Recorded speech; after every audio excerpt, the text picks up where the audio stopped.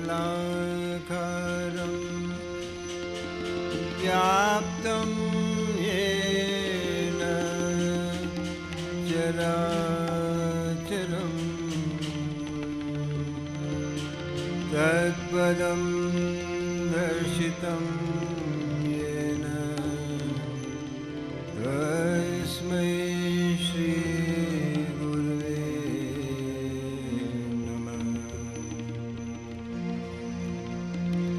स्थापकाय च धर्मस्य सर्वधर्म स्वरूपिणे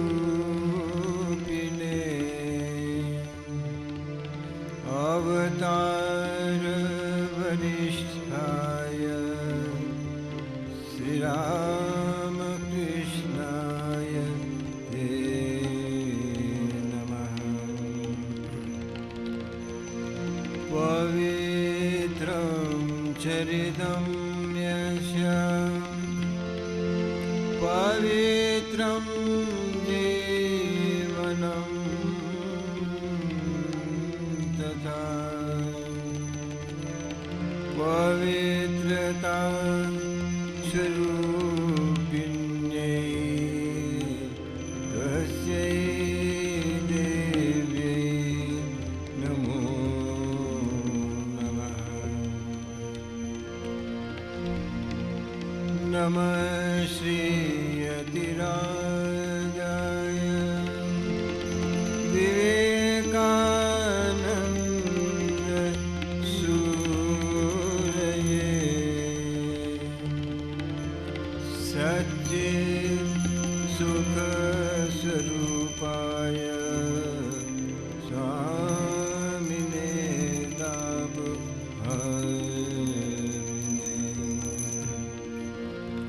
तव कथामृतं तप्तजीवनं कविभिरीडितं कल्मषापहं श्रवणमङ्गलं श्रीमदाततं भुवि गृह्णन्ति ते भूरिदा।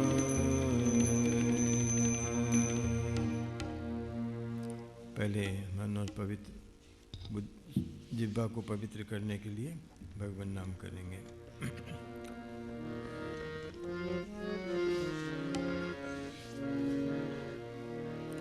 राम कृष्ण राम कृष्ण राम कृष्ण मधुर नाम राम कृष्ण राम कृष्ण राम कृष्ण प्यारा नाम राम कृष्ण राम कृष्ण राम कृष्ण मधुर नाम राम कृष्ण राम कृष्ण राम कृष्ण प्यारा नाम। ओ बंदो राम कृष्ण भगवाना दिन करे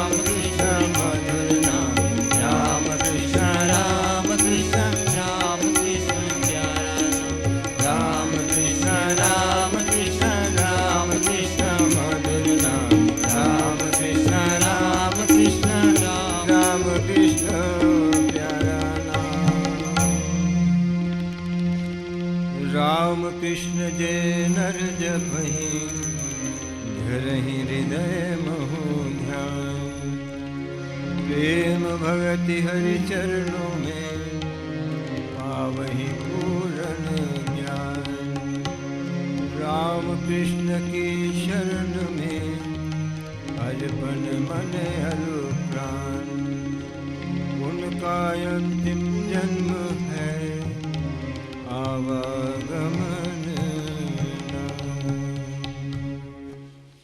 श्री रामकृष्ण की साधना के पर्व में हम ये देखते हैं कि सबसे पहले रानी रासमणी को जो स्वप्न हुआ था, जिसमें माँ काली ने आदेश किया था दक्षिणेश्वर में मंदिर बनाने के लिए, और फिर उन्होंने ये भी कहा था कि मेरे को इस बक्से के अंदर बंद रह कर के पसीने आ रहे हैं। इसने इंगित किया था कि मूर्ति केवल पत्थर की नहीं होती, बल्कि वह ईश्वर का प्रतीक होता है और उसमें ईश्वर का निवास होता है। भाव भक्ति के द्वारा मृण्मयी को चिन्मयी किया जा सकता है। भवतारिणी की वह मूर्ति, उसको किस प्रकार से जीवित श्री रामकृष्ण ने किया, ये उनकी साधना और उनके भाव हैं। पुनः हम देखते हैं टूटी हुई गोविंद जी की मूर्ति को।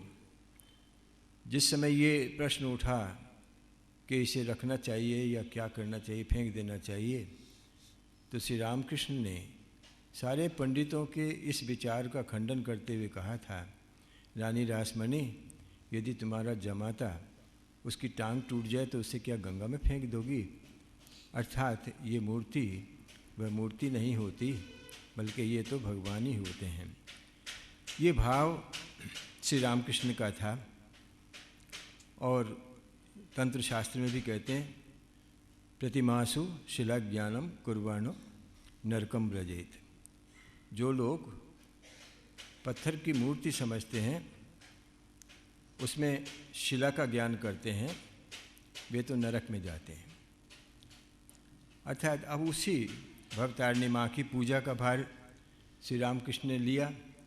तो हम देखते हैं कि उसमें भगवान श्री रामकृष्ण ने जिस समय पूजा आरंभ की, तो पिछली बार हमने ये प्रसंग उठाया था कि वो जो भी मंत्र पढ़ते थे, उस मंत्र के साथ साथ वो मंत्र ज्वलंत हो जाता था।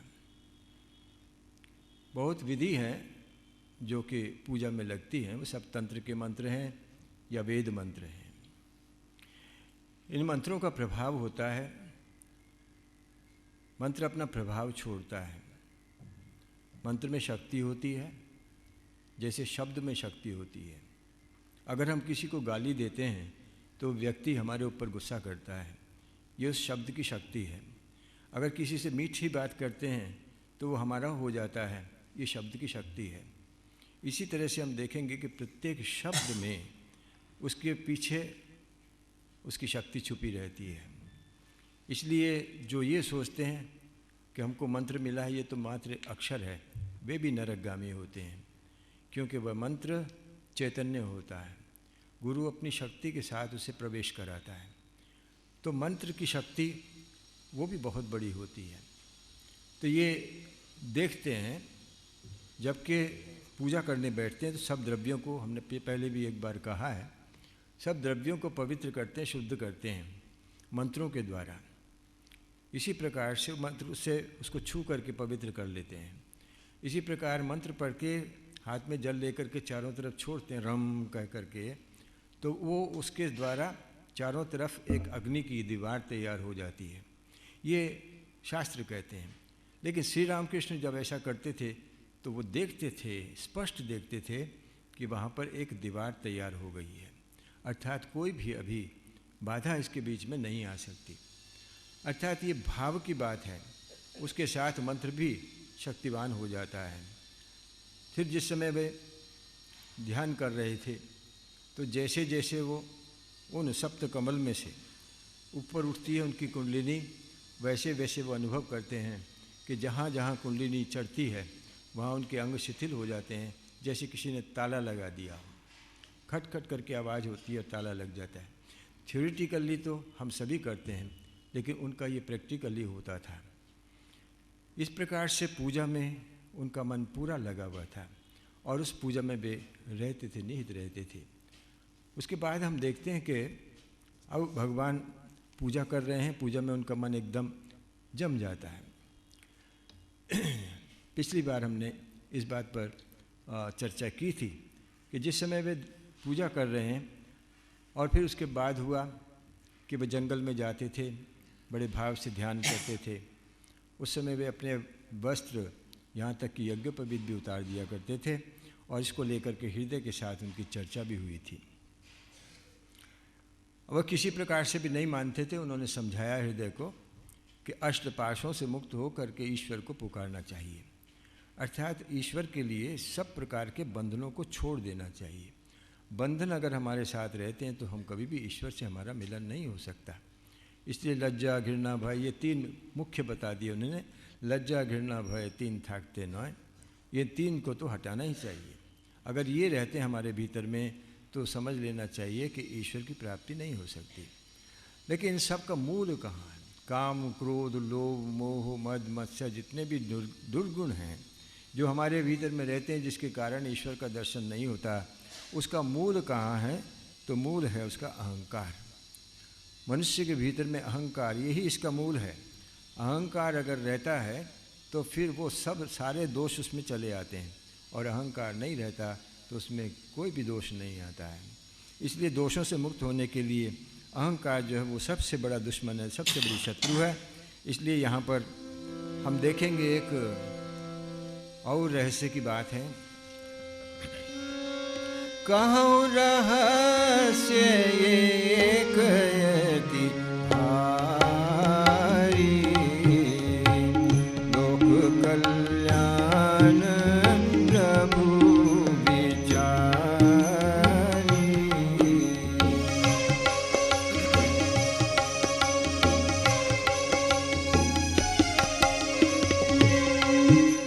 भगवान लीला करना चाहते हैं और इसीलिए वे एक रहस्य की बात अपनी लीला में प्रदर्शित कर रहे हैं। इस अहंकार को मारने के लिए क्या करना चाहिए? सबके भीतर में अहंकार तो होता है। किसी को धन का अहंकार है, किसी को जाति का अहंकार है, किसी को अपने कुटुंब का अहंकार है, किसी को अपने सीमाओं का अधिकार है। इस प्रकार से हम देखेंगे अहंकार भयंकर होगा, द्वार विनाश नरक के होगा।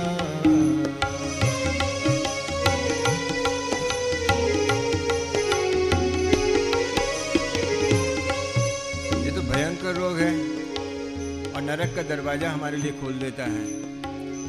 अगर हम नरक में नहीं जाना चाहते, इस रोग से मुक्त होना चाहते हैं, तो क्या करें? किमि हो सके मुक्त सब प्राणी, प्रभु देखाए निज जीवन वाणी।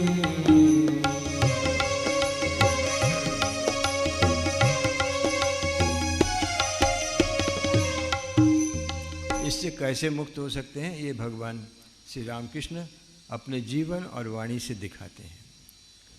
अभी तक जितने भी इस प्रकार के गुरु हुए हैं, जगत गुरु हुए हैं, ईश्वर अवतार हुए हैं, उसमें कहीं भी इस प्रकार से विवरण नहीं आया कैसे हम साधना पथ पर अपने दुर्गुणों से मुक्त हो सकते हैं। लेकिन श्री रामकृष्ण ने अपने जीवन को ऐसा सजाया था कि पग पग पर वो बताते हैं कि कैसे इससे हमको बचना चाहिए। तो सबसे पहली बात तो वो कहते हैं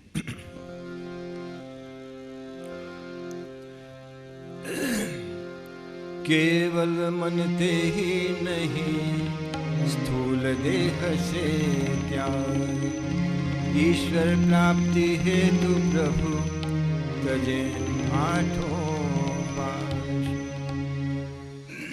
केवल मुंह से कहने से नहीं होता, मन से भी नहीं करने से होता, बल्कि बाहर से भी करना चाहिए। जब तक बाहर से नहीं करते मन से भी नहीं होता है। हम कहें कि बाहर से त्याग की जरूरत नहीं, मन से करें, होता है, बहुत कठिन है। लेकिन बाहर से भी त्याग करें, मन से भी करें, तब जाकर के बात बनती है। इसलिए सबसे पहली बात है कि जो कुछ भी साधना है वह बाहर भी होनी चाहिए। अहंकार बंधन के जननी,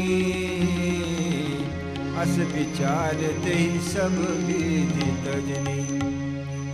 अहंकार सारे बंधनों की जड़ है, उसकी माता है। इसलिए ऐसा सोच करके सब प्रकार से उसको त्यागना चाहिए। अहंकार को त्यागना साधना का समझ लेना चाहिए कि हमने उसको पा लिया है। केहि विधि नष्ट करहि भगवाना, अहंकार जाति अभिमाना। मेहतर गृह जाई जगन्नाथा, मन परिशुद्ध कीन निज हाथ।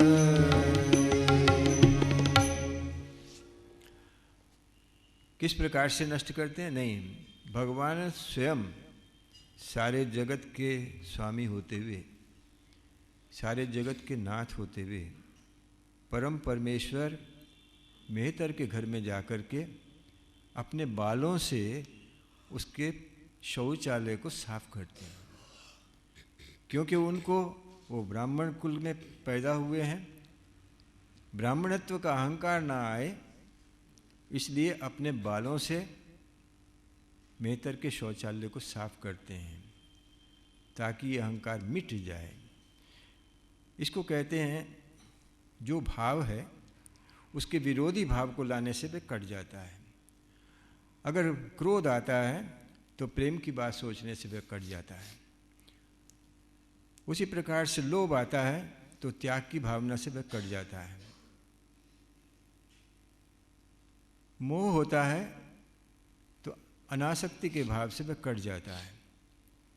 विपरीत भावना लाने से होता है। इसीलिए यहाँ पर भगवान श्री रामकृष्ण अपने इस ब्राह्मण जाति का अहंकार नष्ट करने के लिए अपने बालों से मेहतरों के घर के शौचालय साफ करने लगे।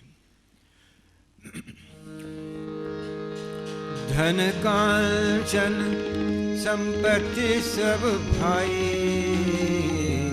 शारीरिक रोग विषय सुख पाई।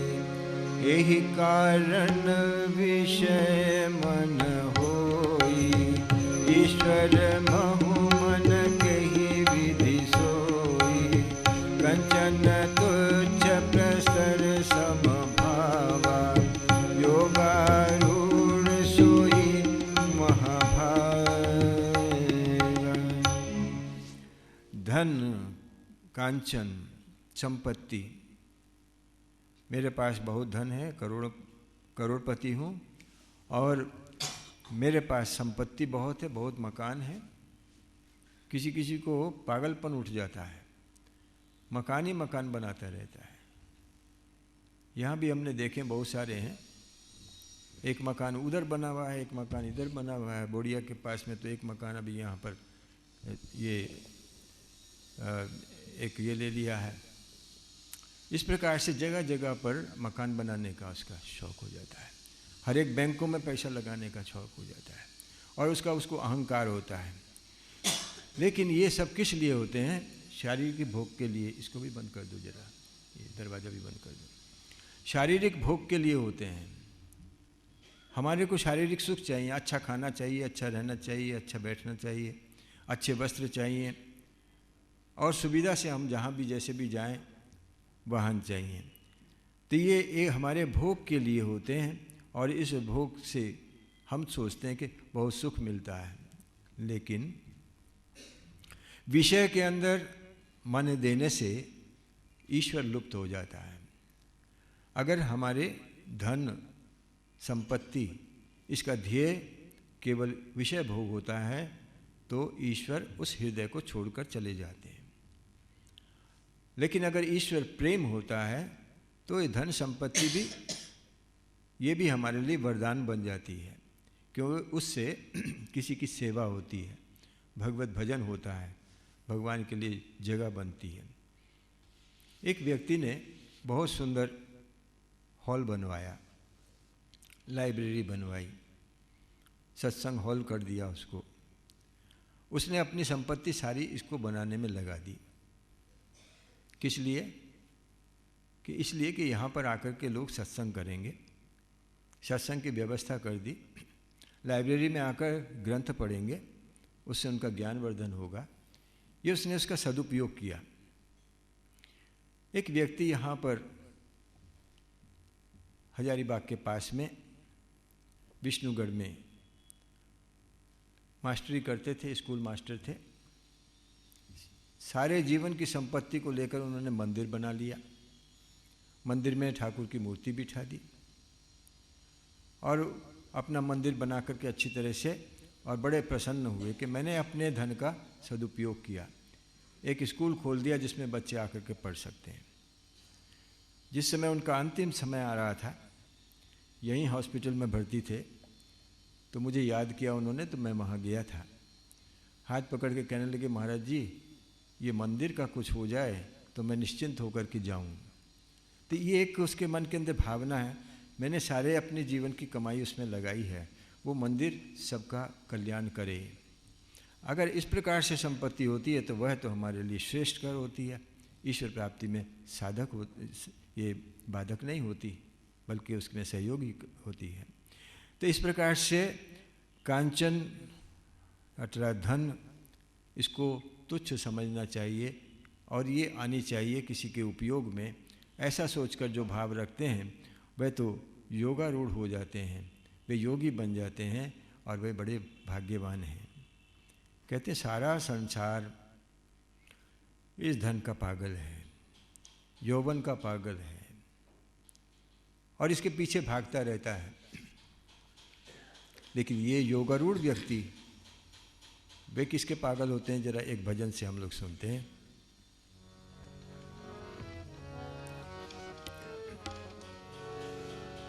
देखा पागल सब संसार, ये जग दीवानों की बस्ती, ये जग दीवानों की बस्ती।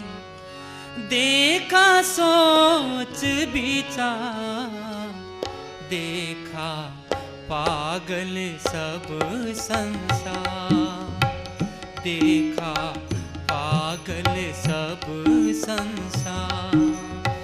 ये जग दीवानों की बस्ती, ये जग दीवानों की बस्ती। देखा सोच विचार, देखा पागल सब संसार।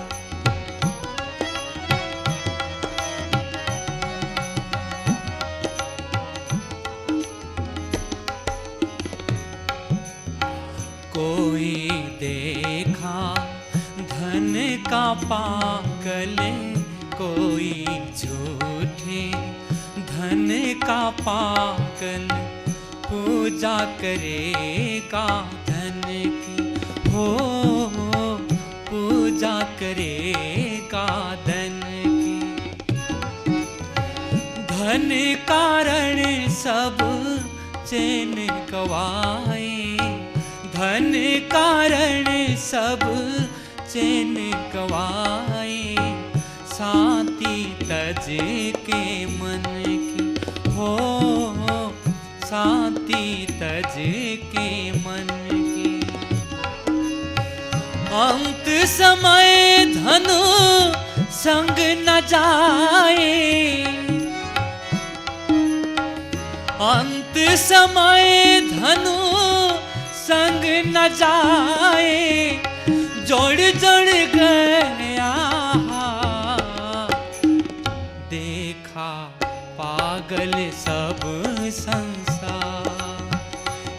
जग दीवानों की बस्ती, ये जग दीवानों की बस्ती। देखा सोच विचार, देखा पागल सब संसार।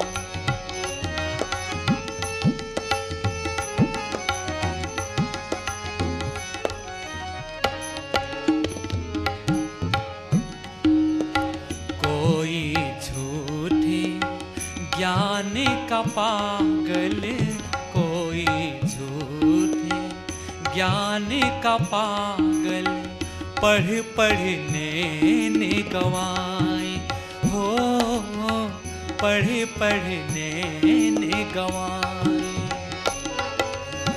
प्रेम बिना कभी ज्ञान न होवे, प्रेम बिना कभी ज्ञान न होवे, पागल जान न पाए हो, पागल जान न पाए।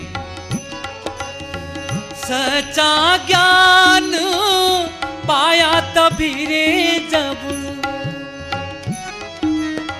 सच्चा ज्ञान पाया तभी रे जब, ज्ञान दिया सब हाँ, देखा पागल सब संसार। ये जग दीवानों की बस्ती, ये जग दीवानों की बस्ती। देखा सोच विचार, देखा पागल सब संसार।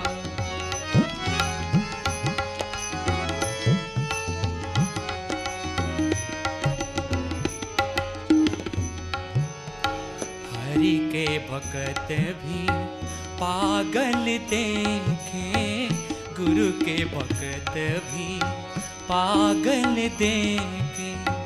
गोविंद के मतवाले हो, गोविंद के मतवाले। पिए नहीं नित प्रेम प्याला, पिए नहीं नित प्रेम प्याला। सारा जगत भुला के हो, सारा जगत भुला के। मीरा मांगे ओ पागलपन, मीरा मांगे ओ पागलपन। उतर नहीं खुमा, देखा पागल सब संसार। ये जग दीवानों की बस्ती, ये जग दीवानों की बस्ती। देखा सोच विचार, देखा पागल सब संसार। देखा पागल सब संसार। यद्यपि ये धन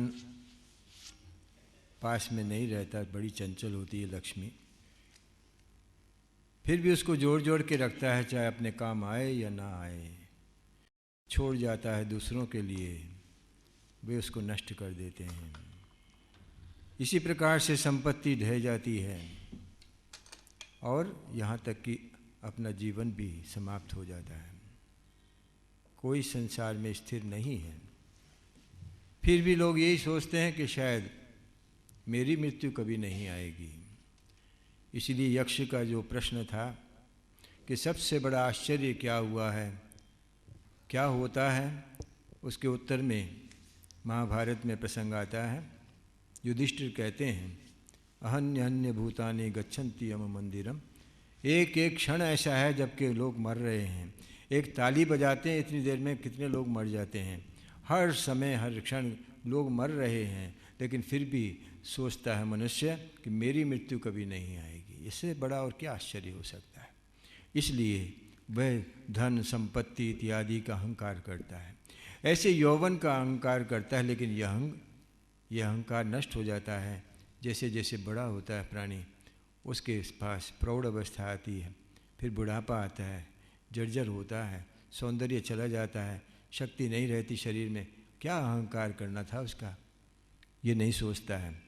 लेकिन जो भगवान के भक्त होते हैं वे इस बात को ध्यान में रखते हुए आगे बढ़ते हैं। ज्ञान का भी इसी प्रकार से है। हमारी बहुत सी डिग्रियां हो सकती हैं, हम बहुत से शास्त्र पढ़ सकते हैं, बहुत बड़े पंडित कहला सकते हैं, बहुत बड़ा भाषण दे सकते हैं, लेकिन वह भी फीका पड़ जाता है अगर उसमें भगवत प्रेम ना हो तो। जैसा कबीर जी कहते हैं, पढ़ते पढ़ते जग मुआ, मरते मरते जग मुआ, मरण न जाने कोई। पढ़ते पढ़ते जग पंडित भया न कोई, 2.5 अक्षर प्रेम के पढ़े सो पंडित होई। पोथियाँ पढ़ने से पंडित नहीं होता है, बल्कि उसमें अगर प्रेम का संपुट नहीं आता तो वह कभी भी ज्ञानी नहीं कहला सकता। क्योंकि रामचरितमानस में भी कहते हैं, किसको कहते हैं ज्ञानी? राम ही केवल प्रेम प्यारा, जान लियो सोई जान निहारा। वही ज्ञानी है जिसने ये जान लिया कि ईश्वर ही प्रेम करने योग्य है, बाकी से प्रेम नहीं करना है। बाकी का प्रेम दिखावे का है, लेकिन असली प्रेम ईश्वर के साथ है। तो ये बाहर से और भीतर से दोनों तरफ से इसको हटाने के लिए श्री रामकृष्ण कह रहे हैं, साधना का एक महत्व होता है। कोई अगर चाहे कि उसका मन उसके काबू में हो तो उसको बाह्य कुछ आचरण, कुछ साधनाएं करना आवश्यक होता है। अगर उसका मन उसके वश में नहीं है तो उसको करना चाहिए कि जो सबसे प्रिय वस्तु उसकी है उसके लिए प्रतिज्ञा कर ले कि कम से कम मैं 5 दिन इसको नहीं खाऊं। ऐसे ही एक दिन का उपवास करने की बात आती है। उपवास किस लिए करते हैं? कि उस दिन भोजन इत्यादि की तरफ मन नहीं देकर ईश्वर में मन दूंगा। मौन व्रत करते हैं इसलिए कि बहुत सारी एनर्जी चली जाती है बोलने में, निरर्थक बोलते ही रहते हैं हम लोग, निंदा करते हैं, गप्पे मारते हैं। तो एक दिन ऐसा निर्दिष्ट कर लिया कि हम आज कुछ भी नहीं बोलेंगे मुंह से, इसे मौन व्रत कहते हैं। ऐसी प्रतिज्ञा करने से मन के ऊपर कंट्रोल करने की शक्ति आती है, मन पर कंट्रोल करना होता है। लोग इसको पुराने विचार कह करके, ऑर्थोडॉक्स बोल करके, अंधविश्वास बोल करके आजकल छोड़ दिए हैं। लेकिन उपवास और मौन व्रत इत्यादि की अपनी ही एक निष्ठा होती है और वह हमको सहायता करता है। आज हम 10,000 जप करेंगे ही बैठ करके एक सिटिंग में, ये व्रत ले लिया और 10,000 जप कर लिए, इससे मन को हमने कंट्रोल करने की शक्ति पाई है। तो इसलिए जो अपने मन को कंट्रोल नहीं कर सकता वो ईश्वर की तरफ कहाँ मन को दे सकेगा। तो ये बाहर के आचरण है जिन्हें करना चाहिए, जिसके द्वारा हमारे मन को शक्ति मिलती है। श्री रामकृष्ण को इस सब की आवश्यकता नहीं थी, वे तो परब्रह्म हैं, उनको न जाति का अहंकार है न धन का अहंकार है। लेकिन हम लोगों के लिए, हमें रास्ता दिखाने के लिए वे अपने जीवन के अंदर इस प्रकार की घटनाएं लाते हैं। तो जिस प्रकार से हमने देखा कि वो शौचालयों में जाकर के अपने बालों से उसको साफ कर रहे हैं अहंकार मिटाने के लिए, इसी प्रकार से धन और लोभ से बचने के लिए वो एक साधना करके दिखाते हैं। वह क्या है? एक हाथ लौंदा मिट्टी का, द्वितीय हाथ रुपए का सिक्का।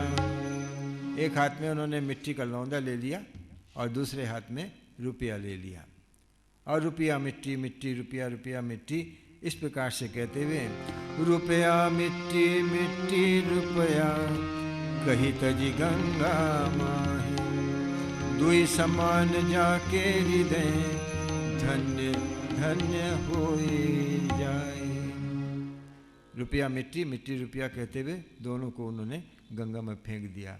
अर्थात ये दोनों समान हैं। जिसकी दृष्टि में रुपया और मिट्टी में कोई फर्क नहीं रहता, वह धन्य है।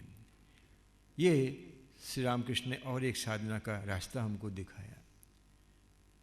लोग आजकल धन के पीछे भागते हैं। दुर्भाग्य तो इसका है कि जितनी भी हमारी शिक्षा, एजुकेशन मिल रही है, वो हमको इसी ओर ढकेल रही है जहाँ सबसे ज़्यादा पैसा मिलता है, वो उस पढ़ाई को करना चाहिए, चाहे वो कर पाए या ना कर पाए। आकांक्षाएं बढ़ गई हैं, आशाएं बढ़ गई हैं, तृष्णाएं बढ़ गई हैं। पहले भी मैंने कहा था, बच्चे आते हैं, बड़ी बड़ी उनकी आकांक्षाएं होती हैं। एक बच्चा बोलता है, महाराज जी मुझे इंजीनियर बनना है। मैंने कहा बहुत अच्छी बात है, पूरी शुभकामना हमारी तुम्हारे साथ में है, लेकिन महाराज जी उसके लिए वो एंट्रेंस एग्जामिनेशन देना पड़ेगा। हाँ तो दे दो, वही तो मुश्किल है, उसको तैयारी करना तो मेरे लिए नहीं हो रहा है ना। अरे तो छोड़ दो। नहीं छोड़ेंगे कैसे, इंजीनियर तो बनना ही है, तो पढ़ो। अपना पढ़ेगा नहीं, लेकिन इंजीनियर बनने की आकांक्षा है, तो ना तो वो कभी इंजीनियर बनेगा, ना उसकी आशाएं पूर्ण होंगी, तब फिर वो भटकेगा, और ना उसको इतना पैसा भी मिलेगा, तो सदा के लिए निराश हो जाएगा। और फिर भटकता हुआ व्यक्ति क्या नहीं करता, ये तो हम लोग देख ही रहे हैं। इस समाज में, संसार में आज क्या हो रहा है, ये उसी का परिणाम है। ये होड़ हमारे यहाँ नहीं थी, ये होड़ लेकिन अब आ गई है। ये होड़ हमारे यहाँ नहीं थी, ये पाश्चात्य सभ्यता के प्रभाव में इस होड़ में हम लोग आ चुके हैं। इसमें कंपटीशन बढ़ गया है, प्रतियोगिताएं आ गई हैं, इसमें हम अपने मन की शांति को खो बैठे हैं। तो ये रुपया हमको आकर्षित करके किस प्रकार से ले जा रहा है, ऐसे समय में हमें ये समझना चाहिए, कम से कम मिट्टी भी ना समझें तो इतना तो समझें कि इसकी कोई सीमा होती है। ये 5 फुट या 6 फुट मनुष्य के शरीर के लिए कितने स्थान चाहिए, कितने कपड़े चाहिए, कितने खाने को चाहिए, इस पर तो विचार होना चाहिए। अगर मेरा 2 या 3 पे जो जोड़ी है जूते की, और 10 जोड़ी अगर मेरे वस्त्र रहें, 4 स्वेटर रहें, 4 कोट रहें, मेरे पास 2 गाड़ियां रहें, बस यहाँ तो शांति होनी चाहिए कि भाई मेरे लिए काफ़ी है। जैसे एक व्यक्ति के यहाँ पर हम जब जाते हैं, दिल्ली हो या कलकत्ता, तो वहाँ थोड़ा बोलते हैं भक्त को, भाई अपनी गाड़ी जरा हमको आज सारे दिन के लिए दे दीजिए। तो वो बोलता है, महाराज जी हम तो 3 प्राणी हैं, 4 गाड़ी हैं, कोई असुविधा नहीं, हम भेज देंगे। अब 3 प्राणी के लिए 4 गाड़ियाँ हैं, अब पता नहीं और कितनी गाड़ियाँ होंगी। तो जब तक ये मन में नहीं आया कि भाई हमको जितनी ज़रूरत है उतना हम कर लें, बाकी जो एक्स्ट्रा धन हमारे पास होता है वो किसी के काम आ जाए, ये भावना भी हो तो हमारी साधना में थोड़ा बदलाव आता है, किसी के लिए कुछ कर पाएंगे। जैसा कि भर्तृहरि कहते हैं, वो व्यक्ति जो ये सोचता है कि सब कुछ सबके लिए है, मेरे लिए नहीं, वो तो सब कुछ त्याग करता है। ऐसे व्यक्ति का नाम उन्होंने दिया है कि सत्पुरुषः। वो सत्पुरुष हैं, उनका अपना कुछ नहीं है, सबके कल्याण के लिए वो सब कुछ त्याग करके बैठे हुए हैं। और दूसरे हैं जो अपने लिए करते हैं, अपने कुटुंब के लिए करते हैं, परिवार के लिए करते हैं, और जो अतिरिक्त धन है, अतिरिक्त शक्ति है, अतिरिक्त क्षमता है, उसके द्वारा लोगों को सेवा करते हैं। ऐसे व्यक्ति को कहते हैं ये साधारण पुरुष है, साधारण पुरुष है। तीसरे वे हैं जो अपना अगर कुछ नुकसान होता है तो दूसरे को उसको नुकसान पहुंचाकर उसमें फ़ायदा कर लेते हैं। अगर कहीं पर 3 नौकरियां निकली हैं, उसका 5वां नंबर है, 5वां नंबर है, अगर 3 ऊपर के ले लेंगे तो इसका तो नंबर आएगा नहीं, इसलिए वो पता कर लेता है कि ऊपर के 3 कौन हैं, उन तीनों में से 2 को ख़त्म करने से इसका नंबर आ जाएगा, इसलिए उसको मरवा करके अपनी नौकरी कराएगा। ये होता है। और एक तरह के लोग उसको बोलते हैं राक्षस हैं। और चौथे तो ऐसे हैं जो कुछ दूसरे का भला हो, अपना अपना बुरा हो कि नहीं हो, लेकिन दूसरे का बुरा जरूर करेंगे, दूसरे का बुरा करने में उनको आनंद मिलता है, वो उनका नाम वो कहते हैं भर्तृहरि हम नहीं दे सकते। तो इसलिए हमारे को कम से कम इस श्री रामकृष्ण के इस दृष्टांत से इतना तो समझना चाहिए कि ये धन इत्यादि जो है वो मिट्टी के समान है, मेरे जितना उपयोग में काम आते उतने लेकर के बाकी को मैं लोगों के कल्याण के लिए लगा दूँ। कही उपनिषद वेद पुराना, कन कन में पर ब्रह्म समाना। कही श्रुति धर्म सार यह भाई, एक ब्रह्म सब जीव समाई। जड़ चेतन चराचर प्राणी, सर्वभूत एक ब्रह्म समानी। धारणा करन के हेतु, निज दर्शाई कृपा निकेतु। भिक्षु गण प्रसाद जब लीना, प्रभु झूठन निज मस्तक दीना। कहते हैं कि हर कण कण में, क्षण क्षण, सब जगह में, सब स्थान में ईश्वर है। सब जगह ईश्वर है कहने को तो हम कहते हैं, विश्वास होता है क्या? इसके लिए साधना क्या करनी चाहिए कि हमको सबके अंदर ईश्वर दिखाई दे। इसके लिए भी श्री रामकृष्ण दिखाते हैं।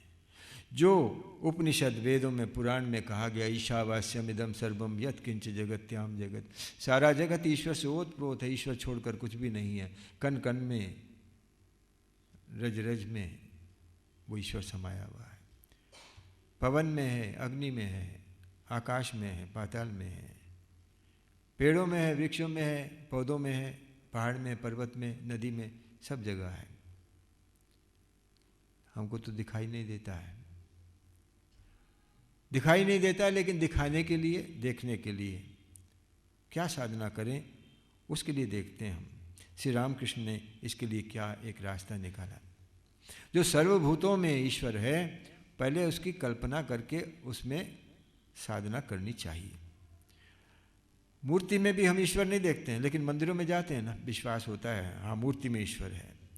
कैसे ना बोलते हैं, सभी जाते हैं मंदिर में, सभी मंदिर में जाते हैं, इसलिए हम भी जाते हैं ये इस विश्वास के साथ कि उसमें ईश्वर है, लेकिन हमें दिखाई तो नहीं दे रहा, फिर भी हम मान रहे हैं। क्यों ना, ये विश्वास करके हम उसका अभ्यास कर सकते हैं। ठीक उसी प्रकार से हर एक मनुष्य में ईश्वर है, ये अगर सुनते हैं शास्त्रों में, तो उसके लिए भी हमको ये सोचना पड़ेगा, भाव लाना पड़ेगा कि हाँ उसमें ईश्वर है। ईश्वर मान के उसकी सेवा करना शुरू करना पड़ेगा। ये साधन है कि हम हर एक के अंदर ईश्वर को देख सकें। इसको दृढ़ धारणा करने के लिए श्री रामकृष्ण क्या करते थे कि जब वहाँ पर मंदिर के अंदर भिक्षु लोग आते थे, भिक्षु लोग आकर के प्रसाद पाएंगे, पत्तलें होती थीं, पत्तलों में उनको प्रसाद दिया जाता था। तो जिस समय वह प्रसाद खा रहे हैं और पत्तल उनकी जो है झूठी हो गई, तो उसको, पत्तलों को श्री रामकृष्ण अपने हाथों से उठाकर अपने मस्तक पर छुआते थे। ये झूठी पत्तल, हम सोचते हैं कि झूठी पत्तल है लोगों की, श्री रामकृष्ण सोचते हैं ये प्रसाद ग्रहण किया प्रभु ने, उसकी झूठी पत्तल है। इसलिए उस प्रभु के नाम से, उसके प्रेम से वो उसको अपने सिर पर लगाते हैं। और झूठी पत्तल राखी निज माथा, गंगा तट फेंका निज हाथ। सिर पर रख करके ले गए, जाकर के गंगा में उसको छोड़ दिया अपने हाथ से। किसी दूसरे से नहीं कहा उठा करके डाल दो, बल्कि स्वयं अपने हाथ से उठाते हैं। ये ईश्वर की झूठी पत्तल है, इसको मैं उठाऊंगा। और जहाँ जहाँ पर इनको प्रसाद मिलता था, जहाँ भिक्षुगण पाई प्रसादा, तहाँ झाड़ू दे निज हाथा। जहाँ पर ये लोग जब खाते थे तो कुछ नीचे गिर जाता था, कुछ ऐसा होता था, उस स्थान को श्री रामकृष्ण स्वयं झाड़ू लेकर के साफ करते थे, सफाई भी खुद कर देते थे। किस लिए? जीव जीव महु शिव के पूजा, ऐ समान नहीं साधन दूजा।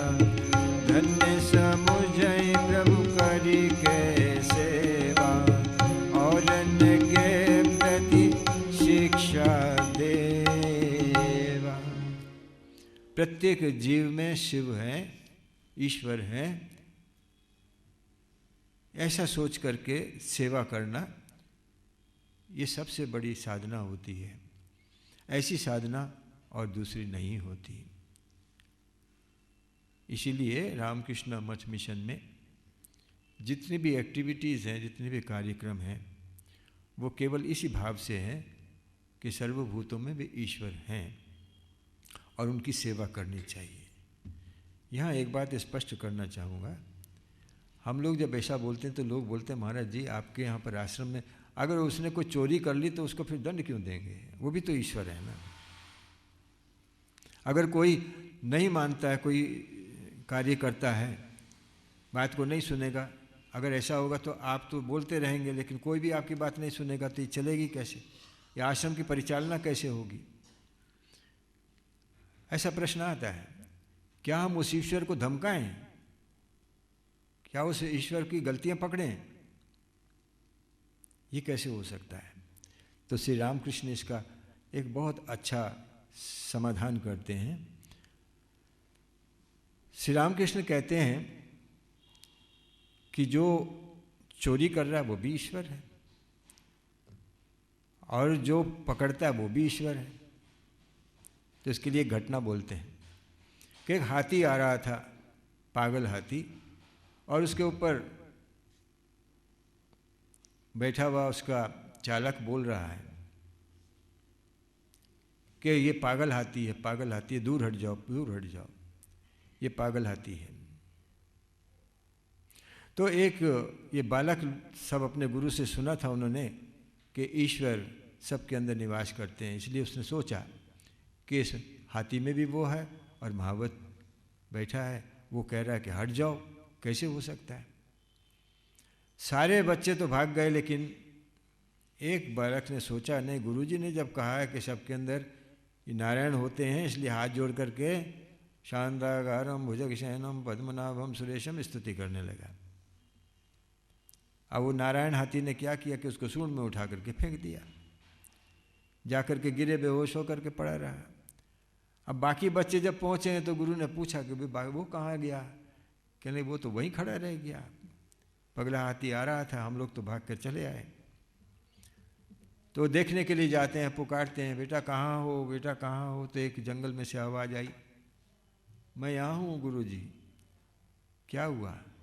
उसको उठा करके लाए, शुश्रूषा की, होश में आया। जब होश में आया तो उससे पूछा कि अरे तुमने ये क्या किया? गुरुजी आपने तो कहा था कि सब में नारायण है, हाथी में भी नारायण है, इसलिए नारायण की वो पागल है तो क्या हुआ, नारायण तो है ना, उसके सामने से कैसे हट जाए? मैं स्तुति करने लगा। तो गुरुजी कहते हैं कि अरे मूर्ख, तूने आधी बात सुनी ना। अगर हाथी में नारायण है तो महावत में भी नारायण है। महावत क्या बोल रहा है? महावत नारायण बोल रहा है हट जाओ, हट जाओ, उसकी बात क्यों नहीं सुनी? इसलिए व्यवहार में सब कुछ रहते हुए भी भीतर में भाव रहना चाहिए। अगर हम किसी को धमकाते हैं या कोई की त्रुटि को पकड़ते हैं, वो इसलिए कि उसमें जो नारायण है ये भी उसकी सेवा है कि उसको ठीक मार्ग पर ले आया जाए। माँ जैसे अपने बच्चे को, अगर बच्चा जाकर आग पकड़ना चाहे तो पकड़ने देगी, माँ उसको रोकेगी। अब कहेंगे नहीं नहीं नारायण है, जा रहे हैं तो जाने दें, ऐसा थोड़ी हो सकता है। तो इसलिए ये व्यवहार में हमको समझ लेना चाहिए, लेकिन भाव यही है कि सबके भीतर में ईश्वर है, इसलिए उनकी सेवा करने के लिए जाना चाहिए। स्वामी जी ने कहा है दरिद्र देवो भव, मूर्ख देवो भव, रोगी देवो भव। आगे हम कहते थे मातृदेवो भव, पितृदेवो भव, आचार्य देवो भव। उसके साथ साथ अब इसको भी स्वामी जी ने जोड़ दिया कि नहीं, जो मूर्ख हैं, दरिद्र हैं, जो रोगी हैं, जिनको ज़रूरत है, उसमें भी नारायण की सेवा कर जा सकती है। तो ये सेवा का कार्य आगे चलने के लिए श्री रामकृष्ण ने ये रास्ता दिखाया। मन ते केवल नहीं होते हैं, तन से करो व्यवहार। करत करत अभ्यास के दृढ़ होवे संसार। संस्कार दृढ़ हो वही ईश्वर मुखी स्वभाव। मनमुख एक न होवे तो असंभव ईश्वर नाम। बाहर का अभ्यास जरूरी हो जाता है। प्रतिदिन नियमित रूप से ध्यान भजन साधना करना जरूरी है, क्योंकि जप ध्यान इत्यादि से हम अपने मन को पवित्र करते हैं, और मन को पवित्र करने के लिए ये कार्य बहुत जरूरी होते हैं कि हम निर्दिष्ट समय में जप ध्यान करें, निर्दिष्ट समय में सद्ग्रंथ पढ़ें, निर्दिष्ट समय में अपने घर के काम काज करें, निर्दिष्ट समय में भोजन करें। ये सब जो है साधना का अंग होता है। अगर हम उसको करते हैं तो धीरे धीरे हमारे संस्कार बनते हैं। कहते हैं डॉक्टर लोग आजकल समय पर भोजन करना चाहिए। क्यों? क्योंकि जो समय पर अगर हम करते हैं तो उस समय शरीर से वो रस पैदा होते हैं जो हमारे खाने को हजम करते हैं। अगर उसका निर्दिष्ट टाइम नहीं है तो वो भी ऐसे चलेगा, उसको बुलाना पड़ेगा, थोड़ी देर लगेगी, खाएंगे उसके बाद आएगा। लेकिन अगर निर्दिष्ट समय होता है तो हम खाएं ना खाएं उस समय वो सिक्रीशन होना शुरू हो जाता है। जिस प्रकार से खाने में वो डाइजेशन के लिए हमारे रस पैदा होते हैं, उसी प्रकार से नियमित रूप से जब ध्यान इत्यादि करने से मन में भी वैसा एक वातावरण तैयार हो जाता है। विशेषकर सुबह सुबह भोर वेला में, जिसको हम ब्राह्म मुहूर्त कहते हैं, संध्या जिस समय दिन रात में परिवर्तित होने जा रहा है, वो समय देखें अगर हम तो हमारे श्वास प्रश्वास बड़े सूक्ष्म होते हैं, रेगुलर होते हैं, शांत होते हैं। वो समय है जबकि ईश्वर का चिंतन करना चाहिए। इसलिए कहते हैं कि ब्राह्म मुहूर्त में या संध्या में, जिस समय दिन रात में बदल रहा हो, उस समय ईश्वर चिंतन करना चाहिए। श्री रामकृष्ण स्वयं जैसी संध्या होती थी, अगरबत्ती जला करके और ताली दे करके वहाँ पर भगवान का नाम करते थे। क्यों ना? संध्या वेला हो गई है। तो ये अगर नियमित रूप से कोई करता है तो अगर करने का समय ना भी मिले तो भी उसका मन किंतु ईश्वर के साथ हो जाता है। ये हम अपने एक्सपीरियंस से बोल रहे हैं। ये होता है कि अगर उस समय ना भी मिले समय, कहीं किसी कार्य में फंस गए तो भी मन लेकिन उस समय ट्यून्ड हो जाता है, क्योंकि वह रोज का अभ्यास है उसका। इसलिए अभ्यास करने से संस्कार बनता है, और संस्कार बनने से फिर ईश्वरमुखी मन हो जाता है। ईश्वरमुखी मन होने से ईश्वर प्राप्ति होती है।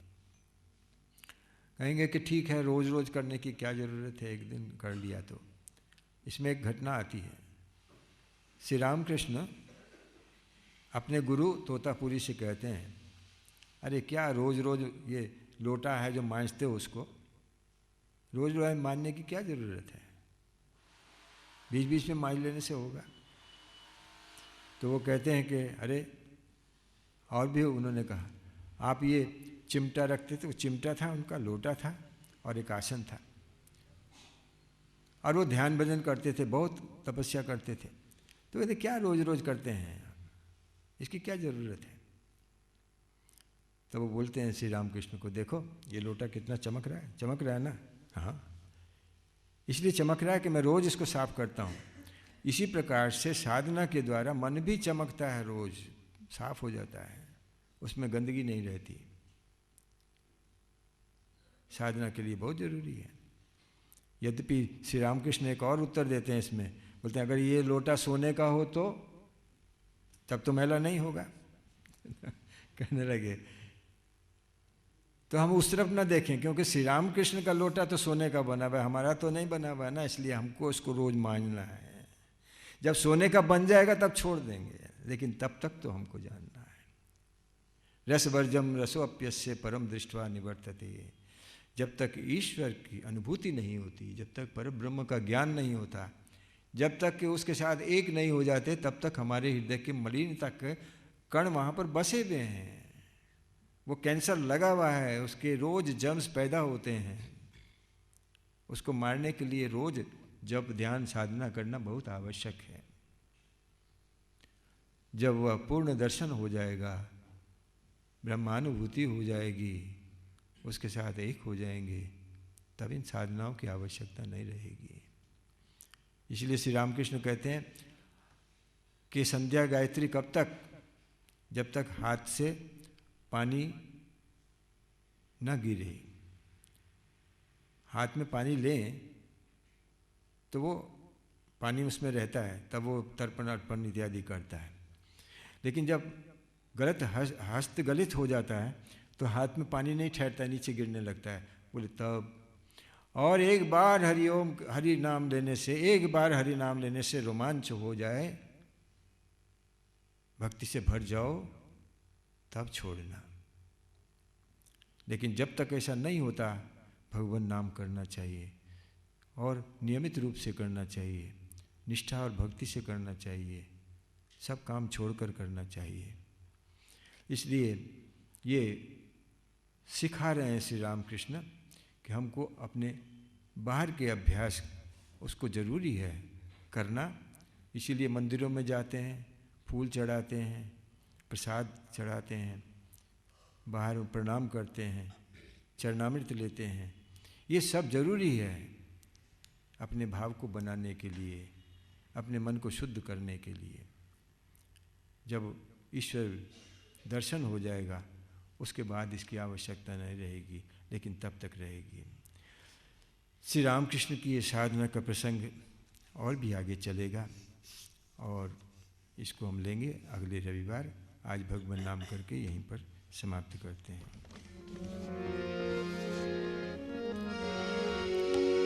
जय जय राम कृष्ण भगवान, जय मां शारदा तुम्हें प्रणाम। जय जय राम कृष्ण भगवान, जय मां शारदा तुम्हें प्रणाम। जय जय राम कृष्ण भगवान, जय मां शारदा तुम्हें प्रणाम। जय जय राम कृष्ण भगवान, जय मां शारदा तुम्हें प्रणाम। जय जय राम कृष्ण भगवान, जय मां शारदा तुम्हें प्रणाम। जय जय राम कृष्ण भगवान, जय मां शारदा तुम्हें प्रणाम। जय जय राम कृष्ण भगवान, जय मां शारदा तुम्हें प्रणाम। जय जय राम कृष्ण भगवान, जय मां शारदा तुम्हें प्रणाम। जय जय राम कृष्ण भगवान, जय मां शारदा तुम्हें प्रणाम। जय जय राम कृष्ण भगवान, जय मां शारदा तुम्हें प्रणाम। जय जय राम कृष्ण भगवान, जय मां शारदा तुम्हें प्रणाम। जय जय राम कृष्ण भगवान, जय मां शारदा तुम्हें प्रणाम। जय जय राम कृष्ण भगवान,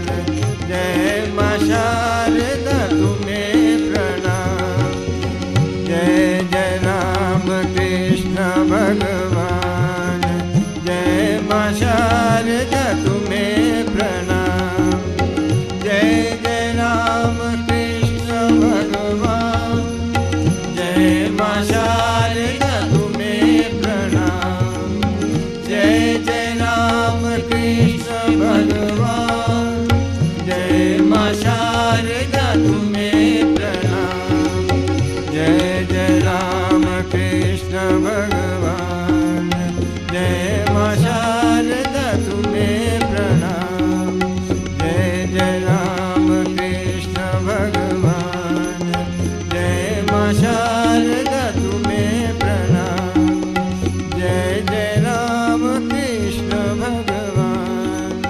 जय माँ शारदा तुम्हें प्रणाम।